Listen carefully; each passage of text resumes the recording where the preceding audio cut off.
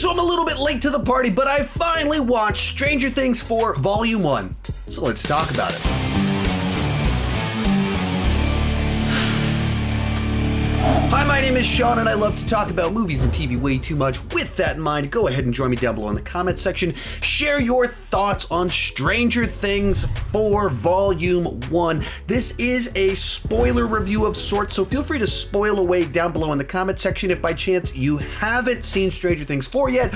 Be careful if you decide to go down in the comment section, and you have been warned. With that said, I'll give you my general thoughts at the beginning, and then I'll dive into some more specifics. Let's get started. So my quick general take on Volume 1 of Stranger Things 4 is that it's incredibly frustrating. Here's what I mean by that. When it's good, it's great. It's as good as it's ever been, sometimes better. Some of the best stuff we've ever gotten in Stranger Things was in this batch of episodes. The budget is massive, so you can do these incredible, gigantic set pieces. The scope size allows for when it pays off, for it to pay off really big, and you're like, oh, that's what all of this means. But because at this point in time in the show, instead of cutting characters, they just add new characters every season, including this season.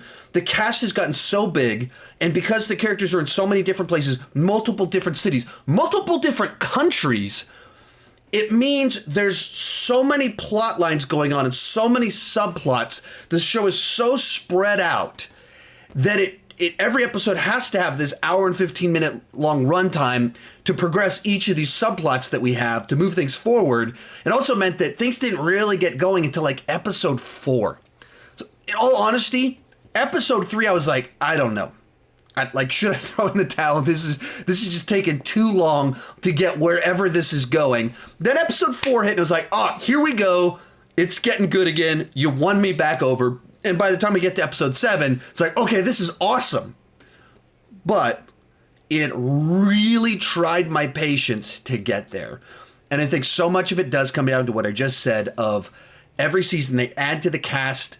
They don't do much cutting from the cast.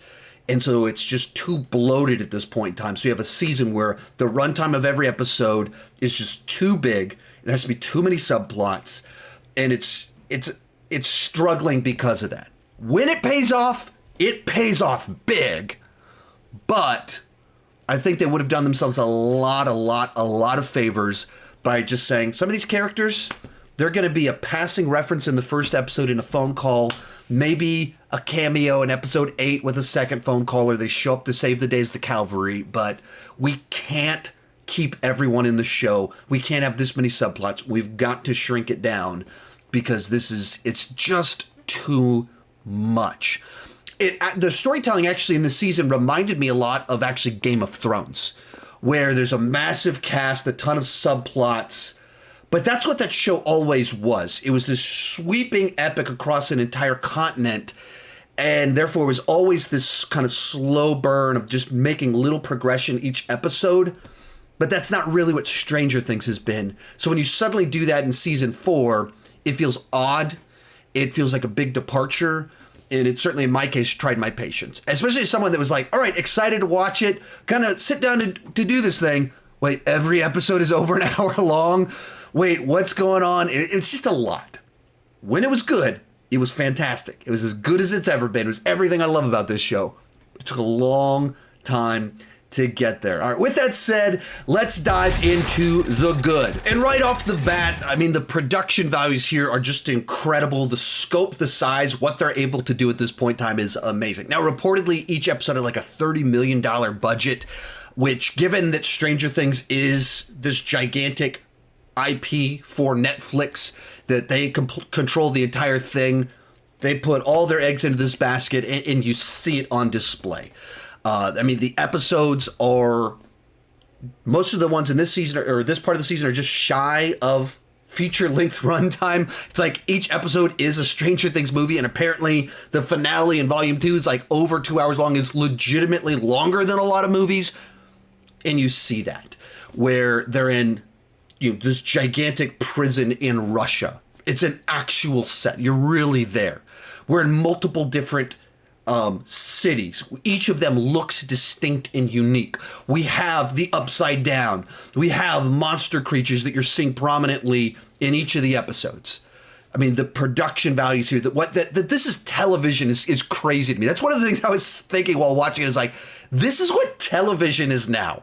This is better production values than movies in the 90s with gigantic budgets. And this is just like an episode of television. This is wild where things are at.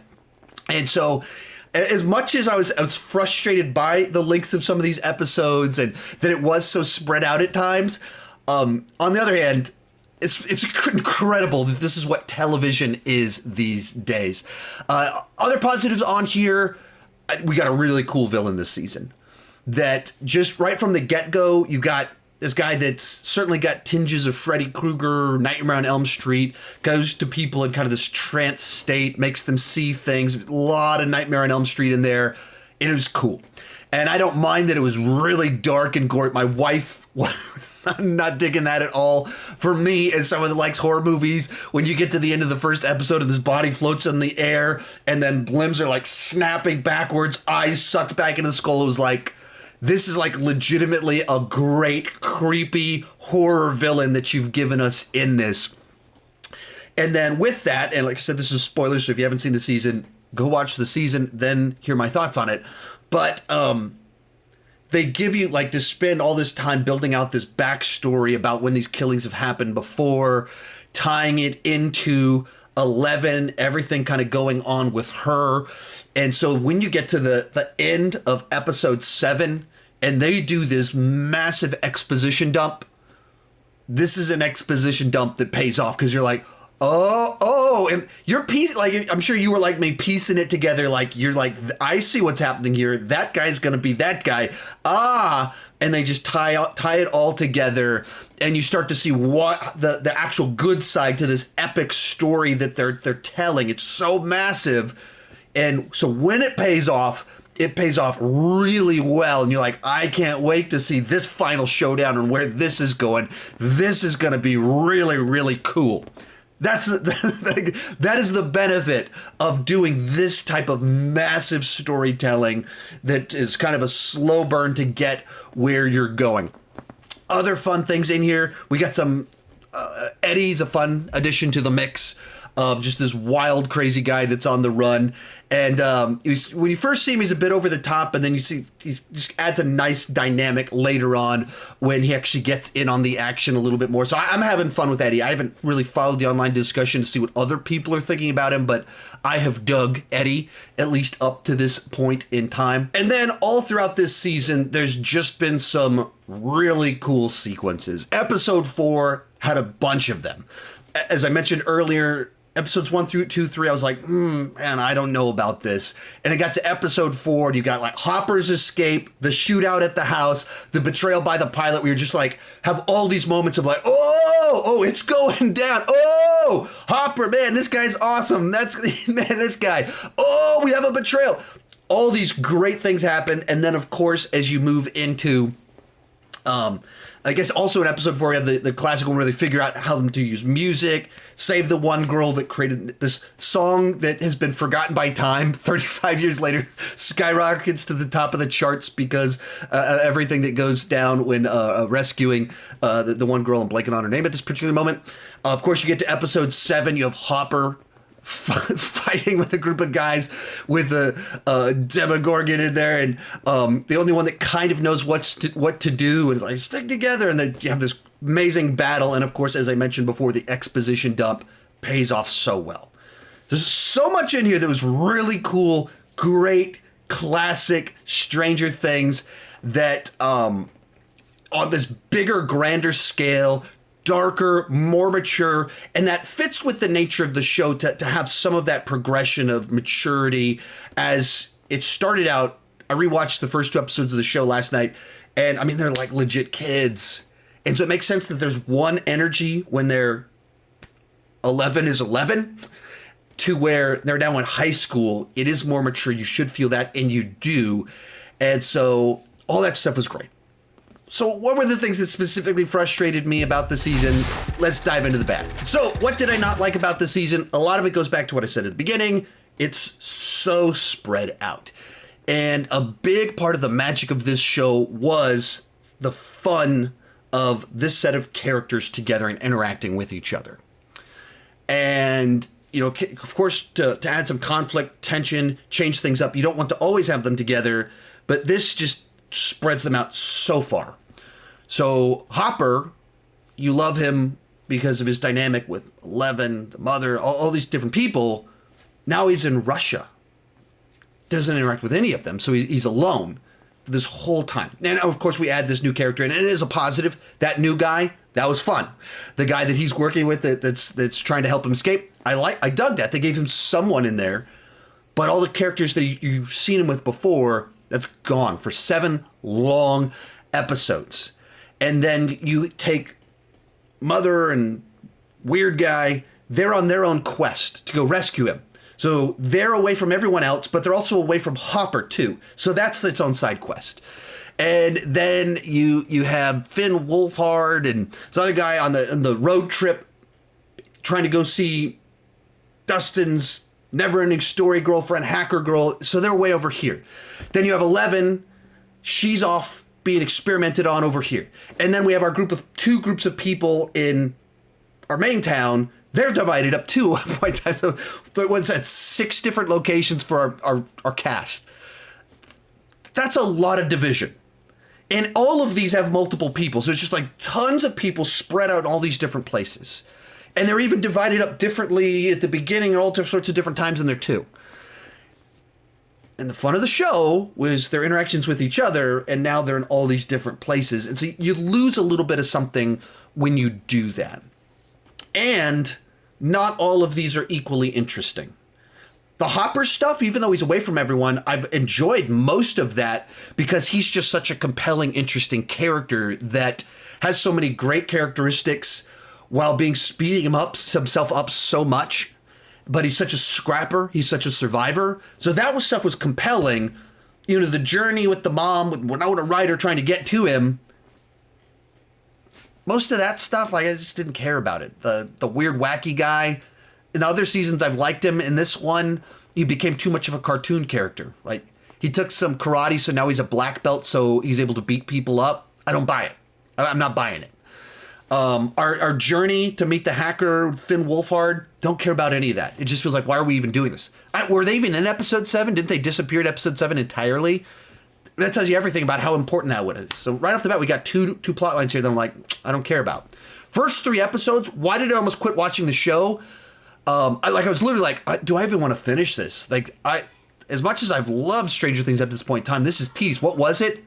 Watching 11 be humiliated for 3 episodes. I don't want to watch that.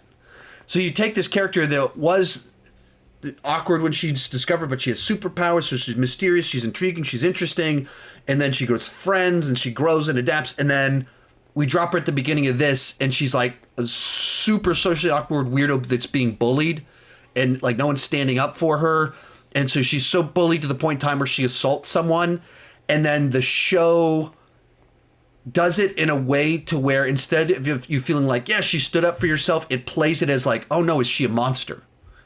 And it's both in what she does because she uses something that could seriously hurt someone. Her friends react to her like, what have you done? And then it's bookended with misinformation that she doesn't necessarily remember properly. So she's an unreliable narrator to the audience of these flashbacks of maybe she slaughtered people. And so it plays something where she stands up for herself, which in my mind should be, yeah, that bully needed to be hit in the face. Some people need to be punched in the face to learn not to be a monster. And instead of that happening, it plays it as, oh no, is she sick and twisted? That's not enjoyable to watch. Likewise, this show's always had elements of bullying in it and people being cruel to one another. This goes to such an extreme level where like a girl is like on her knees crying and people continue to mock her and everyone is pointing and laughing. And you get to the point in time where it's strange credibility to where everyone is a sociopath. No one has any compassion or sympathy, where everyone is laughing out loud at someone that because they're crying over being humiliated. Some people will do that. Everyone won't do that. Like that doesn't ring to reality. Even teenagers, they do tend to have a flock mentality. It's not that everyone would be a shining light of morality in the moment, but the idea that no one would stand up for her, no one would walk over and like shield her, no one would stand up, like that rings hollow, and it's done just to humiliate her more, to make it so everyone is laughing at her. I worked with teenagers since I was a teenager, and you're taking this to such an extreme level to where it doesn't work anymore for me. And it just becomes unpleasant to watch because you're just humiliating an otherwise strong character for the sake of setting something up that you could set up without needing to do all of this. You don't have to humiliate her and make her seem like totally incompetent to set up her wanting to get her powers back to be a hero. There's all sorts of other ways you can do that. So that didn't sit right with me really at all. And this is compounded by, so she's publicly humiliated. There's 100 witnesses. It's videotaped. And so she runs up, hits the girl that was humiliating her in the face. And the next day, she's arrested without a parent on site. She's taken away. They don't even contact the parent. I don't know enough about how police work works, but that something felt that's not how this would play. It didn't feel like that rang particularly true. And then the next episode, cool guy, football jock who forms a lynch mob, goes to a band and physically assaults someone, no consequences. Like without being provoked. 11 was provoked, and there's an enormous amount of evidence that that's what happened. She was like, someone like assaulted her, humiliated her, and so she struck back. This guy shows up at someone else's private property, assaults the person, no consequences. Then they're having a town meeting, and high schooler walks in, starts forming a lynch mob, and saying incredibly dangerous things to form a lynch mob against 14-year-olds. With the police in the room, and they don't take the mic away. They don't try and de-escalate any of it until it's like that sort of stuff. Just like, I know what you're trying to do here, but you're just amping it up to such high levels in a context where it just rings hollow. Like, why are the police so incompetent that this guy can run wild, assaulting people, forming mobs, but 11-year-old girl who's crying is immediately arrested without a parent even watching what's taking place. No guardian even being contacted. Something's off here. Something's not right here, except that's what the writers need to take place. And then when all that stuff with 11 in the first 3 episodes goes nowhere, I was glad when it abruptly ended. It was like, okay, we're going somewhere else. Cool. I'm glad that that's over with. And at the same time, I was like, why did we spend 3 episodes humiliating 11 just to set up all this other stuff? Like, what are we doing here? So I just, that stuff was really frustrating for me. And then the final thing on here is that it felt like they were, because they wanted to go with a darker tone, more violent, more horrific, and because we're splitting up our characters, and because they're no longer 11, 12, 13, they're in high school, so they kind of matured out of a certain amount of youthful innocence. They matured out of a little bit of that. Felt like they tried to overcompensate by having just felt like a lot of cartoonish elements to it. Eddie at times is over the top. Guy with Winona Ryder is always over the top. And so they just went into cartoonish silliness to compensate for the darkness. Like, we still want to have fun in the mix, but because 11's being bullied and crying the whole season, well, that's not a lot of fun. And because Hopper's in prison, well, that's not a lot of fun. And these people are set up, that's not a lot of fun. Their friends are dying horrible deaths. That's not a lot of fun. So let's just throw these cartoonish characters into the mix to add some levity into it. It's like, oh, that's a really cheap way to add levity into something rather than making it organic the way that it was before. And some of it, I've only rewatched the first 2 episodes. Otherwise, it's been since Stranger Things 3 came out that I watched through all of it before. But watching the first 2 episodes, there's a pretty dramatic tonal difference in how it handles the dark and levity in 4 versus 1. 1, it's dark and organically fun. This one, it's dark, but very forced levity through cartoon, goofy characters. That's frustrating. Real quick before I give you my final synopsis on it all, be sure to join me down below in the comment section. What did you think about Stranger Things 4? Did you absolutely love it? Are you kind of like me? You loved parts of it, but you were frustrated by other parts, maybe thought the runtime is just a little bit too much, it's too bloated, there's too many characters, there's too much going on. Where do you kind of fall on this one? Or are you someone that just hated this season? I've seen a few people just really didn't like this season at all. Love to hear your thoughts on it. And I'm not going to do any rankings this time around because we're only halfway through the season, or more than where they divided it up weird. The season's not over with. Once the whole season is over with, I will have certainly a season's ranking, hopefully a couple other videos with that to kind of talk about the show in a very comprehensive fashion. In closing, I did enjoy Stranger Things 4 once we got past episode 3. I would recommend it. It is good enough to get that recommended, but it's one of these ones where it feels like this is the best and the worst of the show all in the same season. Of just a little bit bloated, too many characters, too many subplots, too many locations, too much forced melodrama, forced conflict that rings hollow, and then at the same time, some of the best stuff the show's ever done. So just because it's so big in scale, when it pays off, it's awesome. It's fantastic. When the stuff starts tying together, you're like, oh, that's what's going on. Awesome. You get all of that. But at times it's frustrating to get there. And so I dug it once we got past episode 3. Then it really started to work for me.